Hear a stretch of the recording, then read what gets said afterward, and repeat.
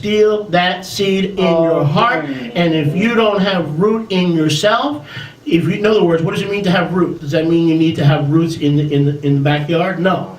It means if you don't realize the cost and the tribulation and the price, you will be offended when you don't see it right away. You have not allowed enough time for the promise to die, to be better resurrected and reformatted in a more glorious way, in a more glorious shape. And so you're going to get offended when it doesn't happen right away. And when you see that no one's talking to you because of the revelation, when no one wants to have anything to do with you because of the direction, when people want to separate you from their company because of the path that you've chosen, that is how the kingdom works. Prepare for that to happen. That has to happen according to the word of Jehovah. When it's sown in your heart and he's giving you the understanding of the newness of life, the devil comes immediately to steal it. And if you don't have root in yourself, not in your rabbi, not in your mother, not in your father, not in your brother, not in your sister, if you don't have root in yourself, Amen.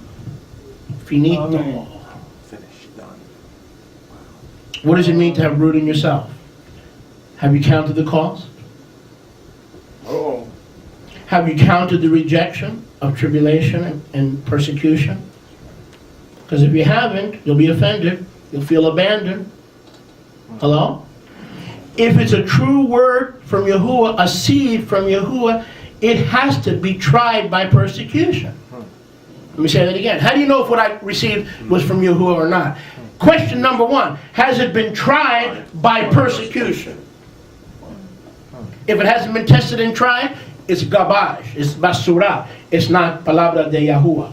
Why? Because Mishlei chapter 30 verse 7 says that every word of Yahuwah is tried 7 times. Every word of Yahuwah is tried 7 times. So if the word of Yahuwah is tested, if what he gave you is really from him, it's going to be tested, and the enemy is going to come and steal it out of your heart because mom and dad and brother and family and rabbi and pastor and nobody approved of what I'm doing, so it had to be my flesh. Just the opposite.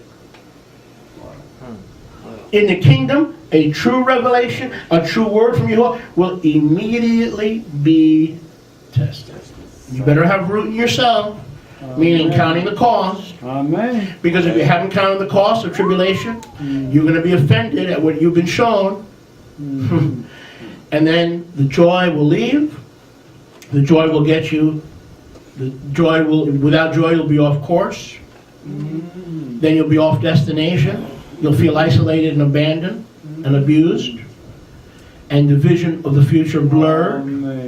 Because the heart is still stony. Despite the initial warm feelings, notice the sower. So the word is sown in all these 4 different types of soil, but the stony heart. Remember, the Torah was given on tablets of stone because that's what our forefathers had, and that's what you have until your heart is changed. Amen. So the word that I've been giving you for years, the word that you're receiving today, here's the bad news: it's being planted on a stony heart. Amen. And if it has no root, the enemy is going to come right away to test it and steal it from you. Okay. Amen. Don't let it stay on a stony heart. Do something about the stony heart. That's what the Brit Hadashah is all about. The Brit Hadashah is not to get rid of the Torah, set up the church to replace the Jews. The purpose of the Brit Hadashah is the Torah shows you the way to Mount Zion, but the Brit Hadashah is the power to get you there. And there's only one way to get there. Amen. And it may not be what you think. It may be a totally different way to get there. Right. Amen? Amen. How do we get there? We'll get to that. So hang with me. Stay with me. All right.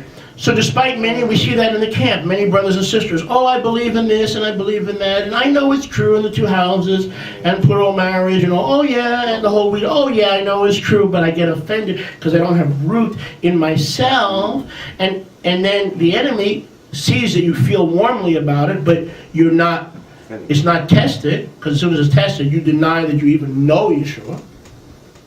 Remember Kepha?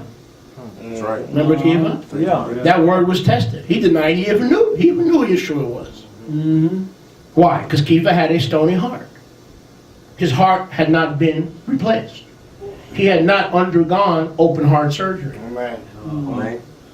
Neither are most of us. Because we get easily offended when our friends don't see what we see and don't approve of what we're doing. Amen. Can I get a witness? Amen. Amen. That's the way the kingdom works. Double amen. Every word of truth will be followed by a season of persecution, death, and trials. Go to Shemot 19:8. We're going to go quickly. Try to get this all in one day. If I do, I'm a miracle worker. Actually, not me, but him through me. Shemot 19:8. Shemot 19:8. Quickly. Shemot 19:8. Exodus 19:8. Here we see the stony hearts of our forefathers. Okay. Again, this message, accept the grain die. Governor, what's the name of the message? Accept the grain die. There you go. Shemot 19:8. 19:8.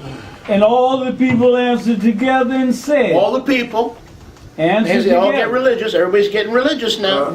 All the people had it right. Go ahead. Shemot They 19:8. answered Yes, together. yeah, hey. They all had it right. They all got They all religious. answered together. There you and go. said, Mm-hmm. All All that Yahuwah That has Yahuwah has spoken, we will do. we will do. Right. Stop. They received the word with gladness. Not only are we going to obey, this is easy. Everything Yahuwah has told us, We we're will do. going to obey. So our forefathers, here's how the kingdom works. Mark 4. Remember, if you don't understand this parable, you won't understand why you feel the way you do and how the kingdom operates. Our fathers received the word with gladness. They were willing to obey in all the glorious details. That's good. But when trials set in, they became offended, and now we fast forward to Bamidbar 13. Go with me to Bamidbar yes. 13.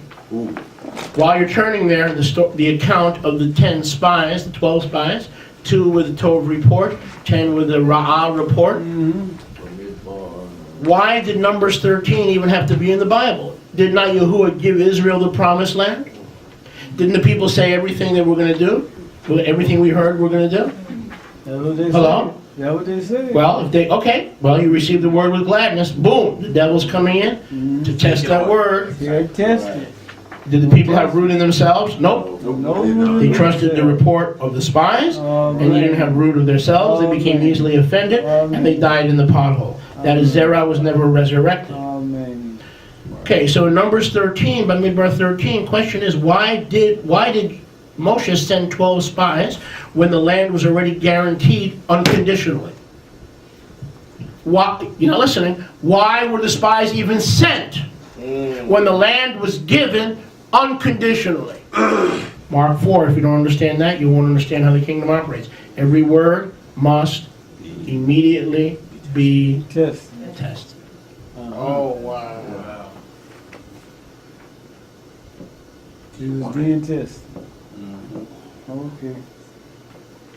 And then we can skip verse 31, verse 30, verse 33, but we won't skip it. Okay. Benjamin, can you read that? Just those 3 verses, please. By Midbar 13, 30, 31, and 33. And Caleb quieted the people before Moshe and said, "Let us go up at once and possess it, for we are well able to overcome it." There you go. Continue. But the men who went up with him said, "We are not able to go up against the people, for they are stronger than we are." Now verse 33. And there we saw the Nephilim, the sons of Anak, who came from the Nephilim, and we were in our own sight as grasshoppers. Stop. And so, Go ahead. Don't stop. and so we were in their sight. Okay. So they saw themselves, the evil reporters, saw themselves as grasshoppers through natural human logic and natural eyes of their flesh. Do you ever see yourself or feel abandoned as an abandoned, worthless grasshopper? You ever feel worthless, like a grasshopper that doesn't matter? Huh? You know why? Because you're seeing. You're honestly seeing things the way they are, but you're seeing through the eyes of the flesh and not the eyes of the Ruach. Remember I told you there's this battle going on between the flesh and the Ruach? 2 sets of eyes, and they both see clearly. They both have 20/20 vision. Don't ever think, well, brother, you got to be in the Ruach to see clearly. Baloney. Your eyes see clearly in the flesh, and your spiritual eyes see clearly in the Ruach. They both see clearly. Both see clearly. So we have 2 sets of eyes seeing clearly. The flesh told them that the promise would not be fulfilled, even though it was guaranteed, unconditionally. Why did Moshe send out spies? Because the word, they opened their mouth. During the Eruzin, in Shemot 19:8, they go,